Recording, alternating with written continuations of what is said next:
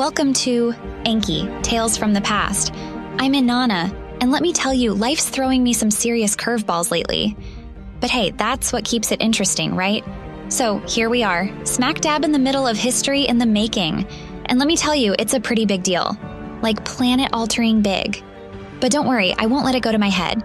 Well, maybe just a little. The story of your planet and all the crazy stuff that went down, yeah, that has my finger...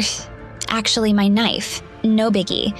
And let me tell you folks, once you start digging into this tale, you're gonna have your mind blown. Suddenly, all those gaps in history books? Yeah, they're about to be filled in thanks to this audio drama. But before we dive into all that juicy history stuff, a quick word from the author.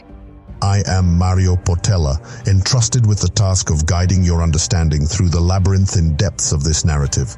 In recognition of the complexity herein, I've embarked on the endeavor of crafting a comprehensive literary tome, enriching the saga with expanded lore, elucidating flashbacks and intricate details. You can embark on this journey by delving into the inaugural volume, Enki, The Beginning, Book 1, available on Amazon worldwide. Now, venture forth into the fabled realm of Atlantis and immerse yourself in the unfolding story. Enjoy today's episode.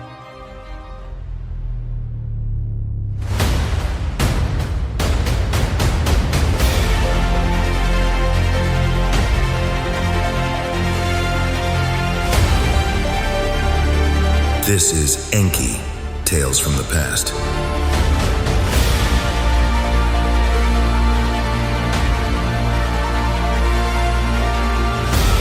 This audio drama is authored, edited, and produced by Mário Portela.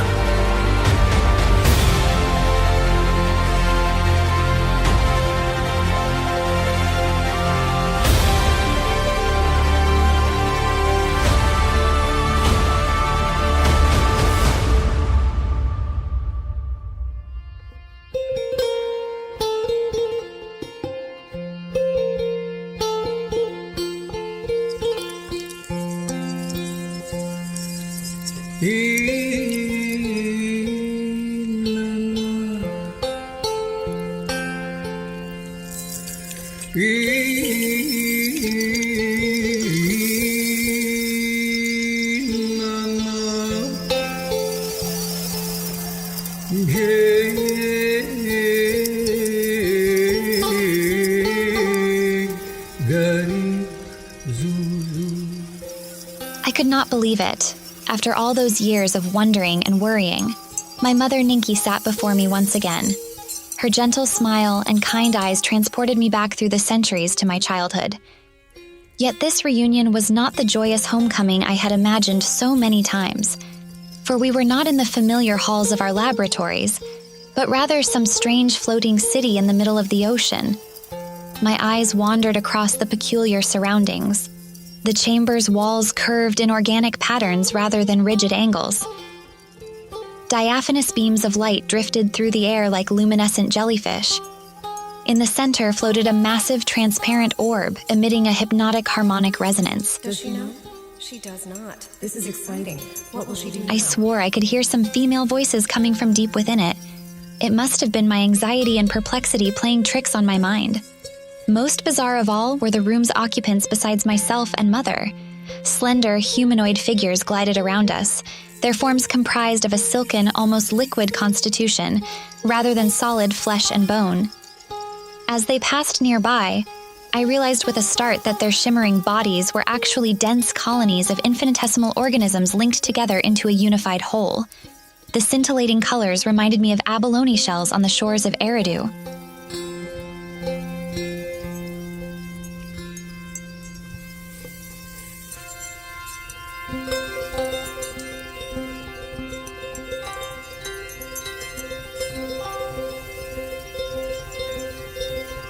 Malayo sila, dagalahin me.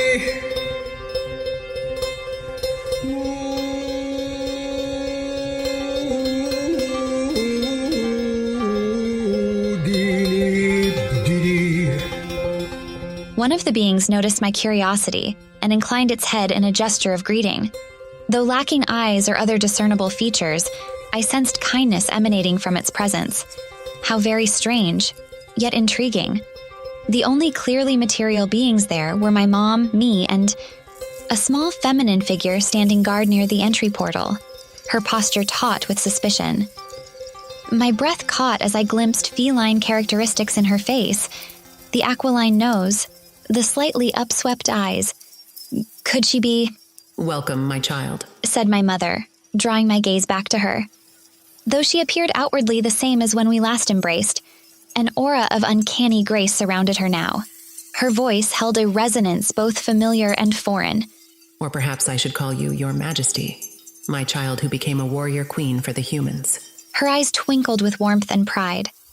My throat tightened with emotion. Whatever my title, I am still your little girl at heart, right? I cannot tell you how much I have missed you, Mom. I clasped her hands, reassured by their solidity amidst the strangeness. We all thought you were dead after you went MIA on us. Where have you been all this time? Father told me all these awesome tales about you and... There is much to tell you, Inanna. But first, know that leaving you was the hardest choice I've ever made. Sadness clouded her smile. She sighed, gazing into the distance as if viewing scenes from a life left behind. You now know more of me. I trust that your father told you everything in detail. She then went on highlighting all the stories my father told me. I guess I was too awestruck to even interrupt her, so I just listened intently as she described communing with these enlightened intelligences. The Pleiadians, struggling to comprehend the profound concepts she touched upon. To think such wonders lay beyond our knowledge and perceptions. For what seemed an eternity, I have been waiting for a specific event that was to change the future of this planet and its history. Little did I know that you would be involved in it, my child. I felt lost right there, and my expression of confusion must have announced that to her. She gestured around us. This vessel sails the cosmic sea in service of the Pleiadian Paradox Protocol vision. Its crew hails from many worlds and have devoted themselves to the pursuit of knowledge and harmony between all life. I glanced again at the feline guard, understanding dawning. Including races we Anunnaki had never encountered? Isn't she a Lyran? Mother nodded. The universe is far more populated than you ever imagined, Inanna. And not all share Anunnaki's views, legends, and methods. I furrowed my brow as troubling implications arose. If you now see yourself aligned with these Pleiadians and their cosmic ideals, where does that leave matters with our own people? With me, even? She squeezed my hands reassuringly. You remain ever in my heart and hopes, my dear one. Nothing can change that. Remember that it is not who you are that matters.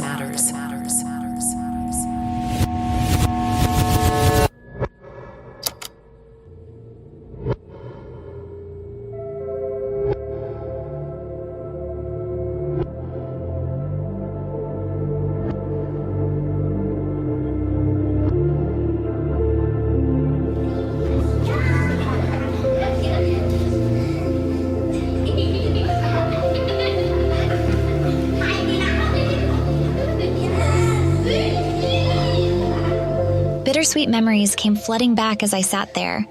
My mind drifted back through the centuries to my childhood in my mother's hidden laboratories. Back then, I was all gangly limbs and awkward movements, still growing into the height and bearing of a young Anunnaki. How I had envied the petite and nimble forms of the Igigi I played with. Their effortless grace and delicacy had seemed the epitome of beauty to my innocent young eyes. One fateful day, in a naive attempt to emulate my Igigi playmates, I tried balancing on one foot while tossing a ball back and forth. But my long, coltish legs betrayed me, sending me tumbling to the floor in a flailing mess of arms and legs. Heck, how that hurt. As the pain and embarrassment registered, tears began streaming down my cheeks. It's not fair. I wailed, choking back sobs. Why do I have to be so tall and clumsy? Why is my body so stupid and gross? I wish I could be small and dainty like them. My dear mother rushed over, immediately gathering me in her comforting arms. As she soothed away my hurt, she told me gently but firmly, My sweet Inanna, never believe your body is somehow wrong or a burden to bear. You were born just as you should be, as beautiful and unique as a snowflake. What matters most is not appearances, but what dwells in our hearts and how we choose to live each day. Take pride in your origins, my special child, and nurture your gifts. They will guide you to the wondrous purpose you are meant for. I peered up at her through my tear-filled eyes, sniffling. I was a mess, really. Her voice was rich with empathy as she continued. Her wise and loving words penetrated my childish self-consciousness, kindling the first sparks of self-acceptance within me. In time, I came to see my unusual blend of Anunnaki height and this planet's gravitational features as a bridge between two worlds instead of a flaw, an embodiment of hope for our mission. But that pivotal lesson from my mother ran even deeper. I learned that day that one's physical being should never be viewed as a prison or limitation. True identity arises not from ancestry or happenstance alone, but from the essence we cultivate within. This seed of insight blossomed over the years into an unshakable sense of self, a spirit capable of weathering any storm. It girded me still all these centuries later, as I stood poised on the cusp of profound change.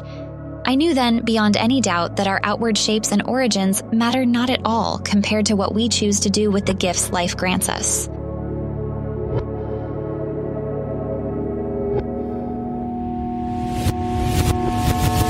Inanna, can you tell me what happened recently that is of such importance?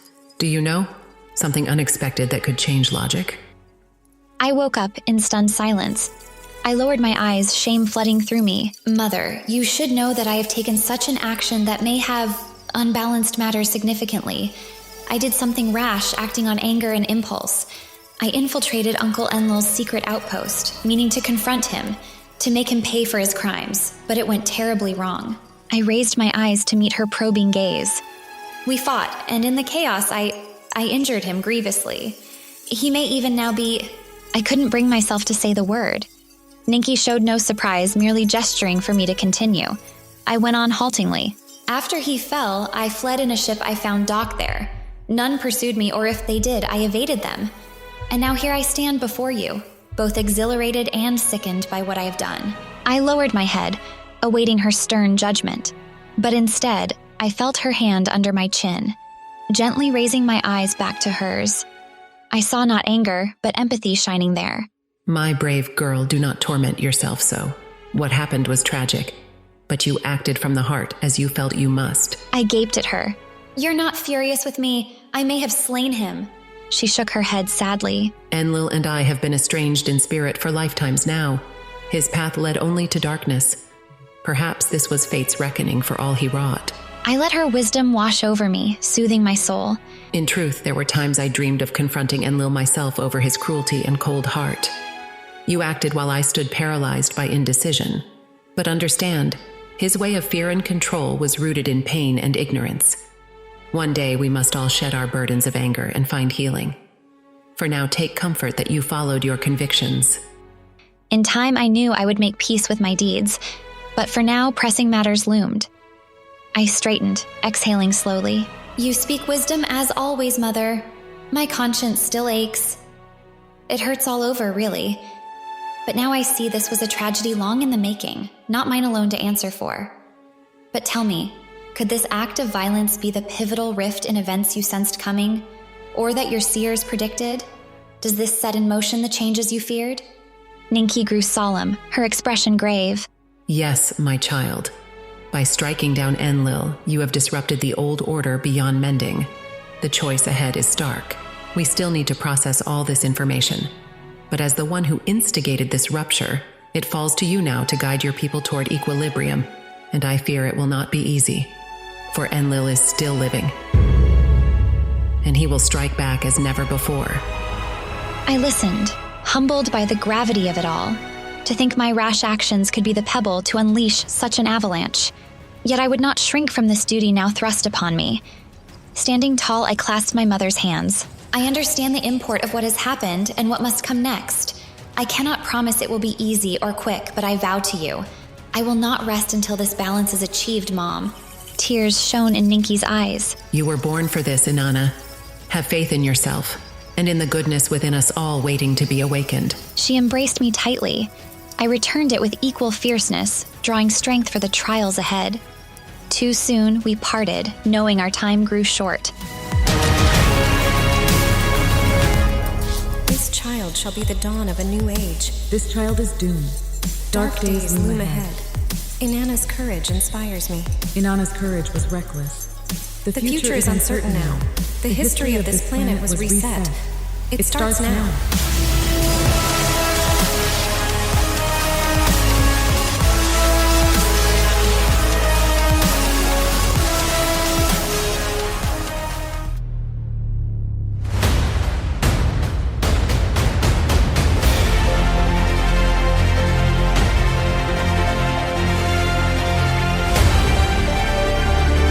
This is Enki, Tales from the Past.